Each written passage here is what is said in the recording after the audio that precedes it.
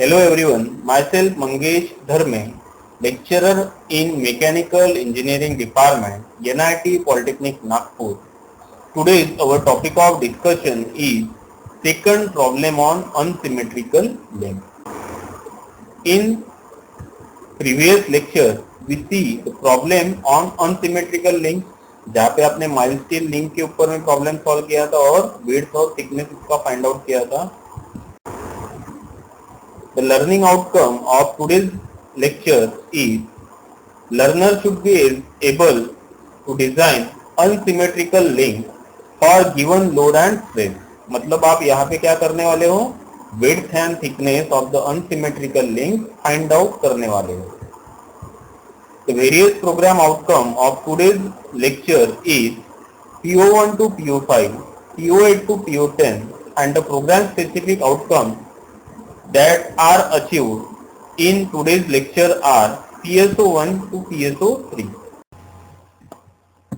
Now we see design steps in short for offset link. तो आपको क्या दिख रहा है, यहाँ पे एक offset link दिख रहा है. Okay, so when I am applying the equal and opposite force on this offset link, then what happens? Some direct tensile stress will be acting because force is equal and opposite. Okay, and second thing is suppose this offset link shape क्या है आपका, ये bend है. ये क्या दिख रहा है, ऐसा बेंड दिख रहा है. तो आप इमेजिन कीजिए एक बेंड वायर है और उसको मैं क्या कर रहा हूँ, इक्वल एंड अपोजिट फोर्स उसके एंड से अप्लाई करूंगा तो वो क्या करेगा, स्ट्रेट होने की कोशिश करेगा. वैसे ये जो लिंक है ये क्या करेगा, यहाँ से equal and opposite force apply करने के बाद स्ट्रेट होने की कोशिश करेगा यहाँ से. मतलब ये सर्कल ऊपर के साइड में जाएगा और ये सर्कल ऊपर के साइड में जाएगा. मतलब यहाँ पे कौन सा स्ट्रेस डेवलप होगा, इसके सेक्शन में bending stress will be develop. इसलिए इसमें रिजल्टेंट स्ट्रेस जो डेवलप होगा that is called as a direct tensile stress plus bending stress. अभी यहाँ पे इसको ऑफसेट लिंक बोला है या फिर इसी को ही बोलते हैं अनसिमेट्रिकल लिंक. तो ये क्यों बोला है ऑफसेट, बिकॉज में फोर्स इसका जो सेंटर देखिए यहाँ से है जहां पे इस पे फोर्स एक्ट हो रहा है, लेकिन ये जो इसका रेक्टेंगुलर सेक्शन है इसका जो सेंटर लाइन हो गया दैट इज अ b/2 और जहां से इसका फोर्स एक्ट हो रहा है दोनों अभी क्या है, मिस अलाइनमेंट है. तो मिस अलाइनमेंट कितने से है, E से है. That is E is equal to कितना होता है, b/2. ओके, तो इसीलिए ये जो लिंक को क्या बोलते हैं आप, ऑफसेट लिंक. मतलब force centre line is offset by the section centre line by the distance E, इसीलिए बोलते हैं इसको ऑफसेट लिंक. तो अपन थे यहाँ पे sigma max is equal to sigma D plus sigma B. तो सिग्मा मैक्स कितना होगा यहाँ पे, P डिवाइड बाय A. तो P कितना है यहाँ पे, सपोज P की वैल्यू जितने भी गिवन रहेंगे यहाँ पे 1000 डी तो आपकी 1000 रहेंगे. और एरिया कितना रहेगा, बिकॉज ये रेक्टेंगुलर सेक्शन है that's why the area is B into T. Next one is sigma B is equal to M by Z. तो एम की वैल्यू कितनी रहेंगी, बिकॉज फोर्स में यहाँ से एक्ट कर रहा हूं और ये क्या कहाँ पे एक्ट कहाँ तक एक्ट हो रहा है, ई डिस्टेंस तक. That's why the this force into this distance, because यही से ही बेंड होना स्टार्ट होगा ये. दैट्स व्हाई पी इंटू ई. और ई की वैल्यू कितनी रहेंगी आपकी, डी डिवाइड बाय 2. ये ध्यान में रखना. Upon I divide by Y. तो आई रेक्टेंगुलर सेक्शन है दैट्स व्हाई आई कितना रहेगा आपका, TB cube divide by 12 upon B divide by 2 that is the value of Y. The above equation is used to find the cross sectional area of the offset link. मतलब आप क्या find out कर सकते हो equation से, width and thickness of the offset link or unsymmetrical link. तो आपको पहले ये फॉर्मूला नोट डाउन करना है, then and then only start the problem step by seeing the video. तो stop video here, write the formula first and then start the problem. Now next problem देखेंगे यहाँ पे. अभी figure shows an unsymmetrical link carrying a load P newton. इसका meaning क्या है, ये जो फिगर दिख रहा है आपको यहाँ पे क्या दिया है, आपको एक अनसिमेट्रिकल लिंक दिया. अनसिमेट्रिकल क्यों दिया है, बिकॉज ये देखिए ये सिमेट्रिकल है क्या, अबाउट इट एक्सिस. यहाँ पे ज्यादा सेक्शन है, नीचे में कम सेक्शन है. That's why this is called as a unsymmetrical link. तो इसके एंड में जो फोर्स लग रहा है ये कितना है, P Newton and P newton, जो मुझे दिया नहीं है, ओनली क्या दिया है, अननोन दिया है that is the P newton जो मुझे यहाँ पे फाइंड आउट करना है। The dimension of rectangular cross section are given in figure. ये डायमेंशन क्या दिया है आपको, इसका विड्थ दिया है 30 mm और थिकनेस दिया है 10 mm। Then the safe working stresses for the link material are as follows. Sigma T की वैल्यू गिवन है आपको 20 न्यूटन पर mm स्क्वायर और सिग्मा सी की वैल्यू गिवन है आपको 80 न्यूटन पर mm स्क्वायर। तो इसको अपन क्रशिंग भी बोल सकते हैं। क्रशिंग स्ट्रेस की वैल्यू 80 न्यूटन पर mm स्क्वायर और compressive stress, because crushing stress जो आता है वो कॉम्प्रेसिव स्ट्रेस की वजह से ही आता है। Now find the magnitude of load P। आपको क्या फाइंड आउट करना है, यहाँ पे लोड P कितना लग रहा है ये फाइंड आउट करना है। Now see here, first one is a data. तो डाटा लिखेंगे, यहाँ पे क्या क्या दिया है, P की वैल्यू क्या है आपको यहाँ पे निकालना है। देन B जो दिया है आपको कितना गिवन है 30 mm। T जो गिवन है आपको 10 mm। सिग्मा T की वैल्यू जो गिवन है आपको 20 न्यूटन पर mm स्क्वायर और सिग्मा C की वैल्यू गिवन है 80 न्यूटन पर mm स्क्वायर। नाउ अभी देखते हैं eccentricity E is equal to क्या होगा। इसेंट्रिसिटी मतलब क्या होगा, यहाँ से लेके इसका जो मिडल सेक्शन होगा, मतलब 30 divide by 2, that is B divide by 2 is equal to 30 divide by 2 is equal to 15 mm। Now next area जो रहेगा अभी ये क्रॉस सेक्शन का, ये कितना रहेगा, capital A is equal to B into T. तो B की वैल्यू कितनी है 30 है और T की वैल्यू कितनी है 10 है, that's why 300 mm square. Why mm square, because इसका भी यूनिट mm है, इसका भी यूनिट mm है, that's why mm square. Then next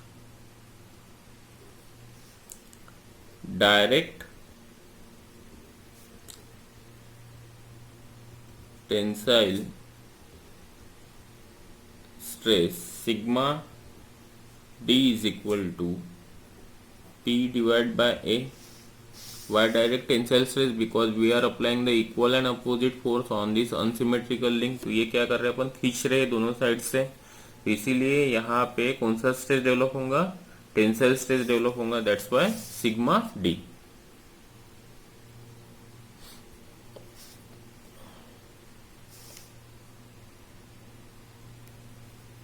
तो P की वैल्यू क्या है यहाँ पे अभी अननोन है और A की वैल्यू कितनी निकाली थी अपने 300। तो that is equation number 1। Now next sigma B और बेंडिंग स्ट्रेस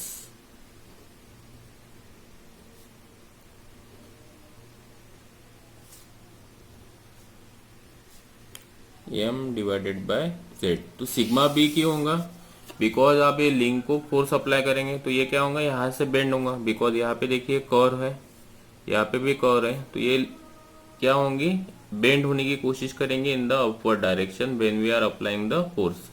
बिकॉज जैसे आपका ये ऐसा सेक्शन है, इसको मैं यहाँ से फोर्स लगा रहा हूँ और यहाँ पे फोर्स लगा रहा हूँ, तो ये लिंक क्या करेंगे, स्ट्रेट होने की कोशिश करेंगे, मतलब ऐसे स्ट्रेट होंगे। That's why the bending stress will be created in this link. ये इससे समझ में आ रहा है आपको, ये लिंक इसी टाइप से है, ऐसी कर्व है और मैं एक कर्व को क्या कर रहा हूँ, इक्वल एंड अपोजिट जब फोर्स अप्लाई करूंगा तो ये क्या होंगे, यहाँ से स्ट्रेट होने की कोशिश करेंगे। That's why the bending stress will be develop. तो sigma B is equal to क्या होता है, m divide by z, where m is equal to क्या रहेगा, p into E. And what is the value of z, that is आपने last problem में ही देखा है,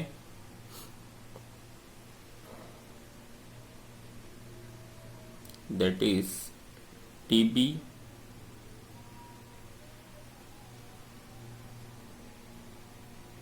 क्यूब अपॉन B,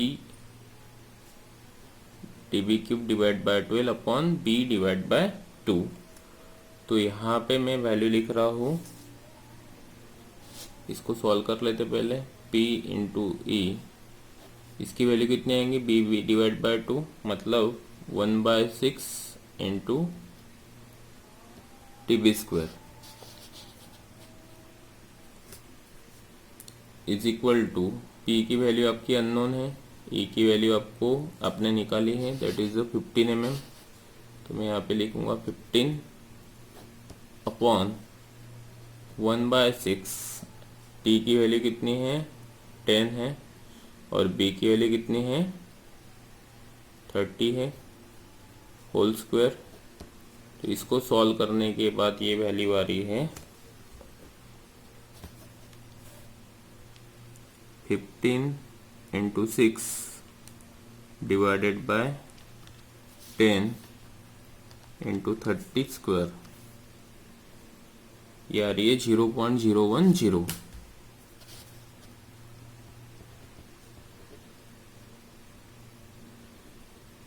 न्यूटन पर mm स्क्वायर। तो इसको इक्वेशन नंबर दीजिए 2, equation number.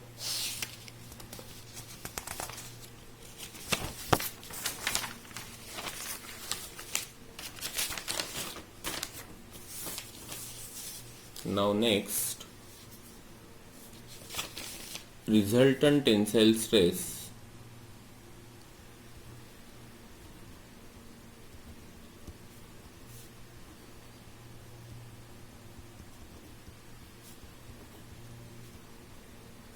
Is equal to क्या होता है, डायरेक्ट स्ट्रेस प्लस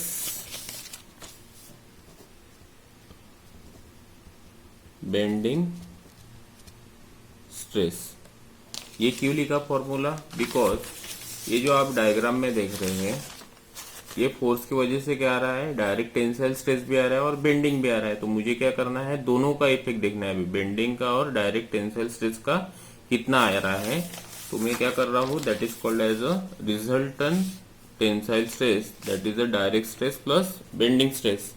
तो ये मैं लिखूंगा, टेंसाइल स्ट्रेस कितना है आपका 20 जो आपको गिवन है, देन डायरेक्ट टेंसाइल स्ट्रेस कितना आया था आपका, P divided by 300 from equation number 1 plus 0.01 into P from equation number 2।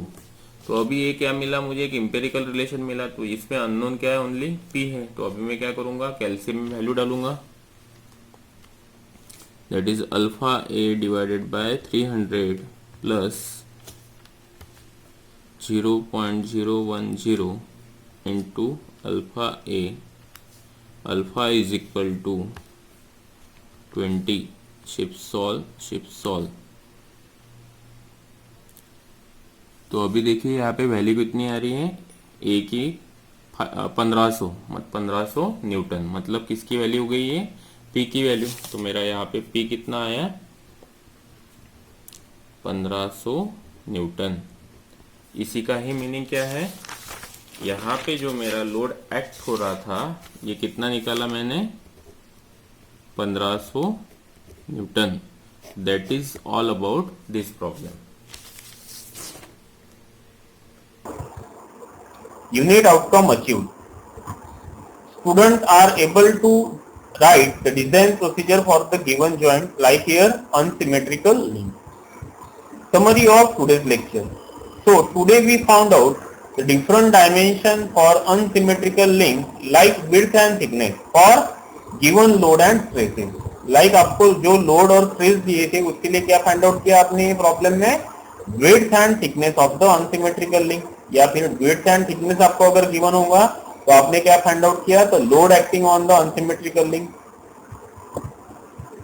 Various program outcome achieved in today's lecture are PO1 because here we are using the basic mathematics and science knowledge, PO2 because here we are using the basic mechanical engineering knowledge to calculate the stress, PO3 because student can perform the different experiment on the unsymmetrical link, PO4 because student can analyze the unsymmetrical link to find out the different kind of stresses acting on the unsymmetrical link.